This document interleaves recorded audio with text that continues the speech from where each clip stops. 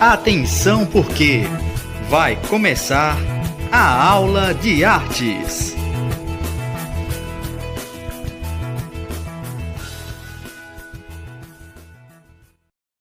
Olá pessoal, tudo bem? Aqui Paulo Brainer para mais uma aula com vocês e desta vez a aula de número 4, oitavo ano, IEJA 4, aula de artes e vamos lá. Mas antes vamos para a atividade da aula 3. Primeira questão, de acordo com a imagem, identifique a alternativa correta. Então, qual tipo de arte destacado na ilustração? Vocês observarem, né, a criança, ela inocentemente desenvolveu o que? A arte visual. Então, é a letra A, arte visual. Segundo, de acordo com a aula, em qual período da história a pintura surgiu pela primeira vez? Se você assinalou a letra C, na pré-história, está correto, tá? A pintura surgiu pela primeira vez no período da pré-história. Terceiro, qual estilo de arte faz uso de diversos materiais do cotidiano e utilização da tecnologia? Quem respondeu a letra B, arte contemporânea, está certa, tá bom? Então, o estilo de arte que envolve diversos materiais do cotidiano e da tecnologia é a letra B. E a quarta questão diz o seguinte: compare as duas imagens, tanto do filme do Gladiador, quem assistiu, eu super recomendo, né? Quem ainda não assistiu. Compare as duas imagens, tanto do filme do Gladiador, quanto a segunda imagem e marque a alternativa que está corretamente em ordem com ambas as imagens. De qual cultura as duas imagens estão relacionadas? Se vocês observarem bem, né, o detalhe, o enriquecimento das vestimentas, então é a letra C, a cultura romana, tá bom? Quinto e último, estilo de arte basicamente religiosa. A Igreja Católica teve fundamental importância durante essa época, porque ela interferia tanto nas obras como nos costumes, na dança, na música. Então, o período é conhecido como a arte medieval, tá certo? Então, o estilo de arte basicamente religiosa foi a arte medieval, letra B. E dando sequência à aula, né, com um assunto novo, vamos falar sobre conhecendo as profissões artísticas e suas habilidades, tá certo? Dando o pontapé inicial, conhecendo as profissões artísticas e suas habilidades, nesta aula vamos conhecer os diversos tipos de profissões artísticas e suas habilidades, tá bom? Então vocês observem bem exemplos de 3 habilidades artísticas ali, e profissões, né, basicamente. Uma artista plástica, representando a pessoa que está sentada, né, está reproduzindo ela através da sua arte, a arte dos rabiscos, da ilustração. Na segunda foto, podemos observar um cara tocando violão, né, até um pouco parecido com o grande Raul Seixas. É a profissão de músico, né, ou também de compositor. E a figura 3, podemos destacar um rapaz mostrando as máscaras representadas através do teatro. Então, o palco, o teatro, o cenário, figurino, é uma profissão de ator. Então, podemos notar artista plástico na figura 1, músico ou compositor na figura 2 e na figura 3, ator. Tá bom? Representando o teatro. E então vamos falar primeiramente sobre a primeira profissão, porque esta aula ela tem o objetivo também de você identificar qual é a tua habilidade artística. Super interessante isso, né? Então vamos lá, vamos identificar qual seria a nossa habilidade artística. Qual dessas profissões você poderia se encaixar nelas? Então, na maioria das vezes, o arquiteto e o engenheiro civil trabalham junto na execução de obras. A profissão de arquiteto também permite que ele atue na área de design de interiores, e esse profissional também está na área de projetos, mas tem uma rotina diferente de quem projeta edifícios.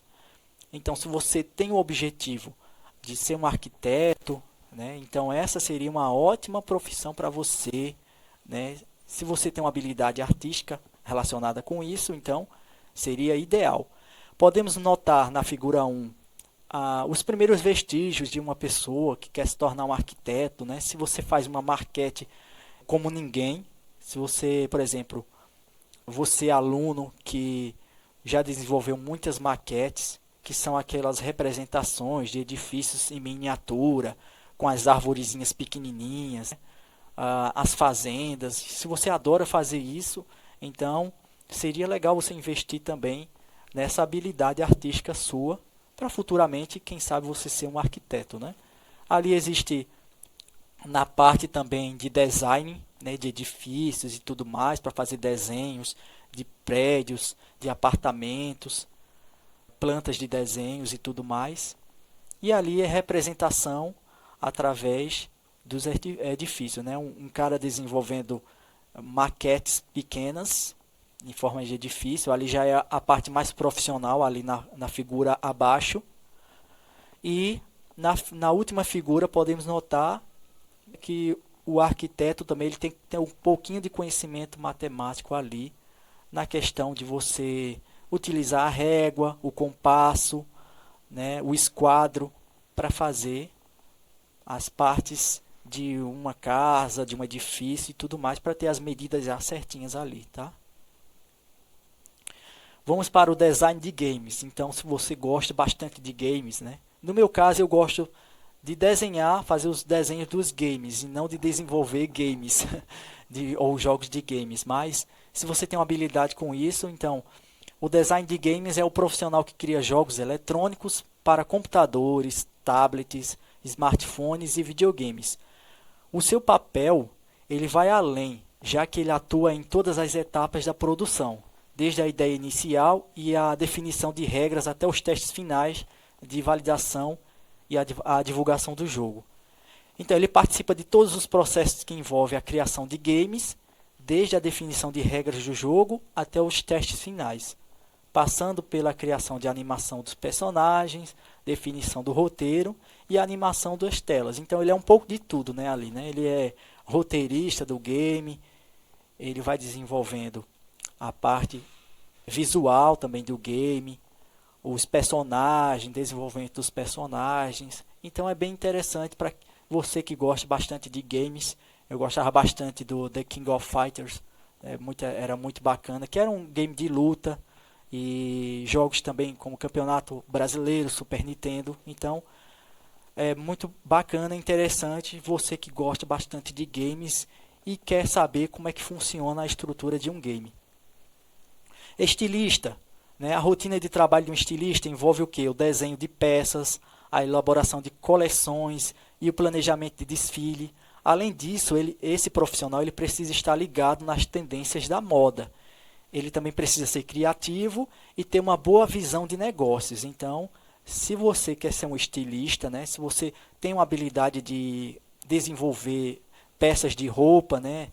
De fazer desenhos de peças de roupa, de criar peças de roupas de acordo com a moda, então essa seria uma das habilidades artísticas que você poderia se aprofundar cada vez mais, tá? Então, ó, desenhos de um estilista, né? O desenho da moda, a métrica, a mulher ali medindo ali e tal, a cintura de um manequim ali para mostrar o quê? A peça de roupa, né?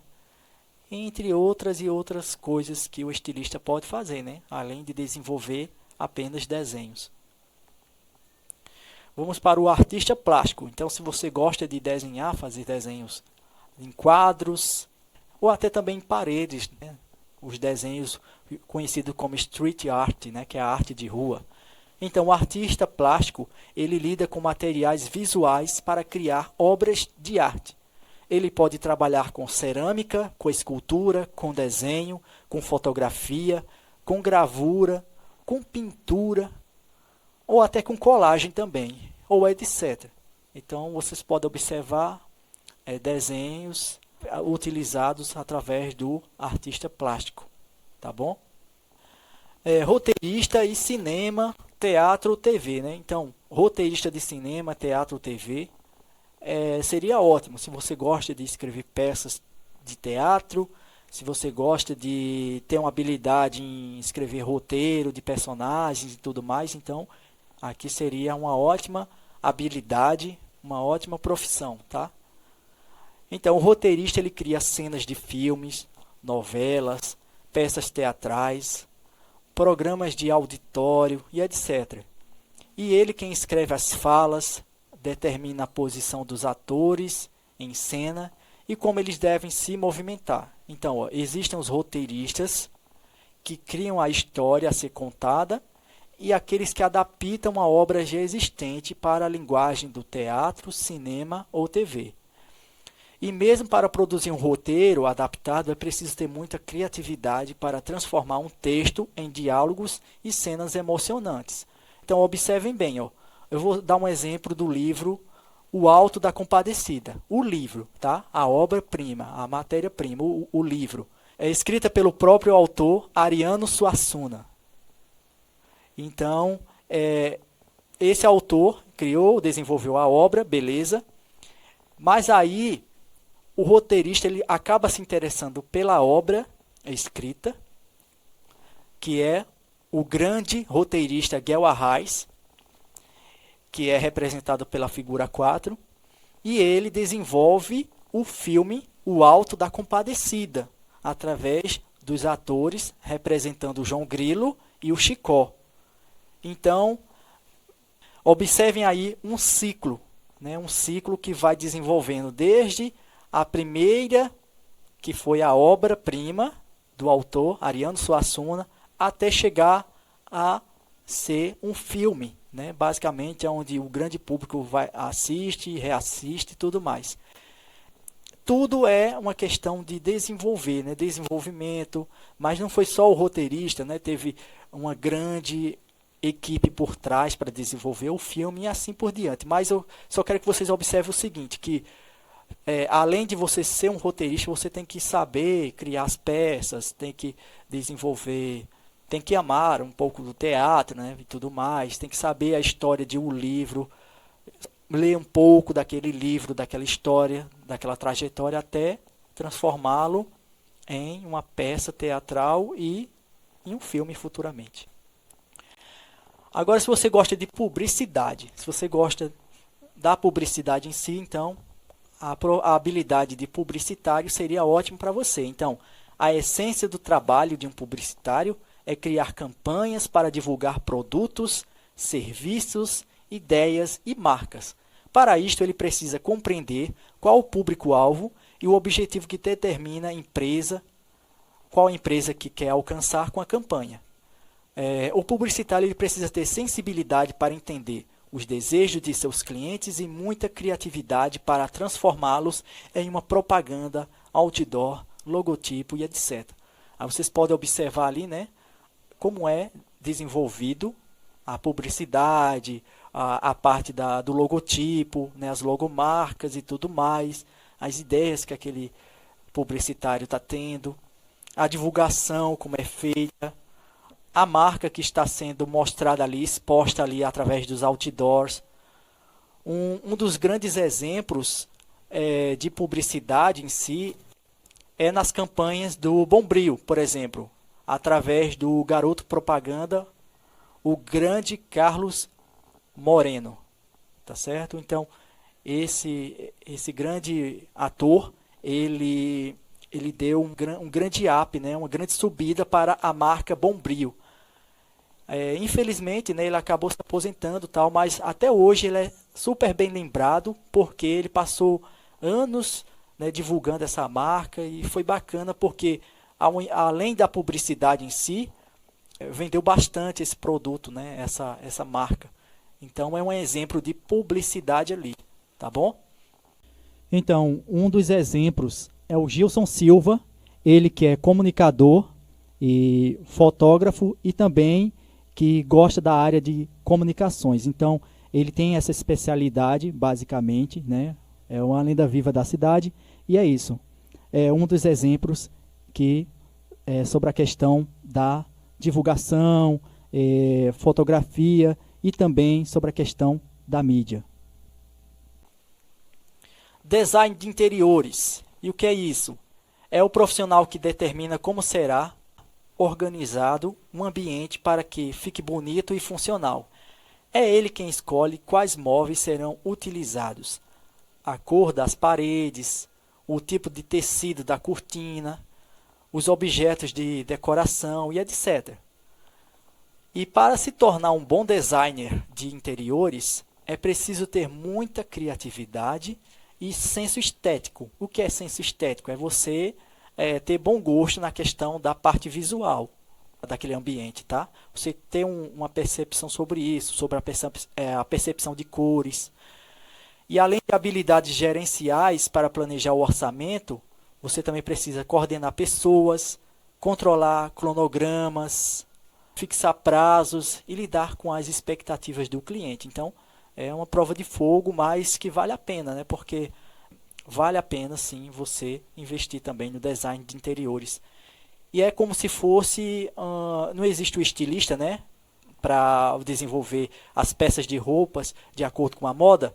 O design de interiores ele serve para você criar a moda dentro da própria casa, né? Através dos móveis, através das paredes, enfim. E agora vamos para a fotografia, porque não poderíamos deixar de falar da fotografia, né? Você quer ser um fotógrafo e tudo mais.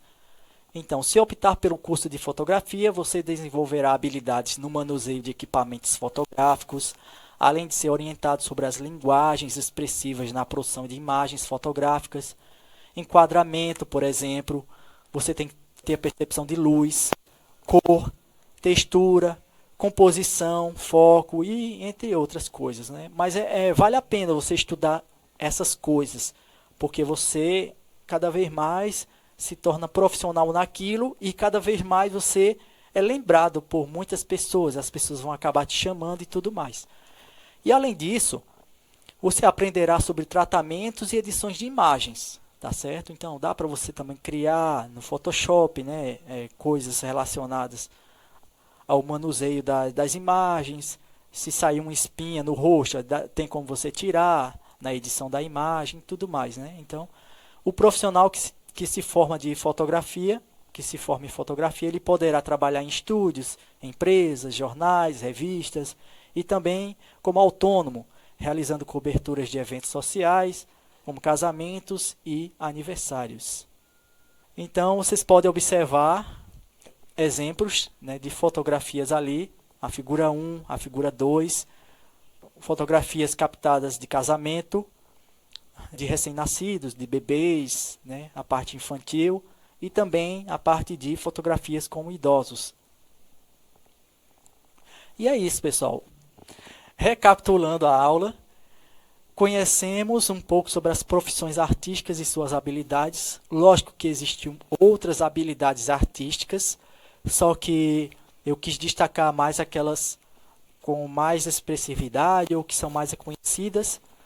Falamos sobre a arquitetura, design de games, estilista, artista plástico, roteirista de cinema, teatro e TV, publicitário, design de interiores e fotografia, tá certo? Ali podemos destacar as imagens das habilidades artísticas. Aqui são as referências para a realização do material. Sem elas não seria possível a realização do trabalho do slide. Então, é isso, pessoal. Espero que vocês tenham gostado da aula. Se cuidem e obrigado por tudo. Valeu!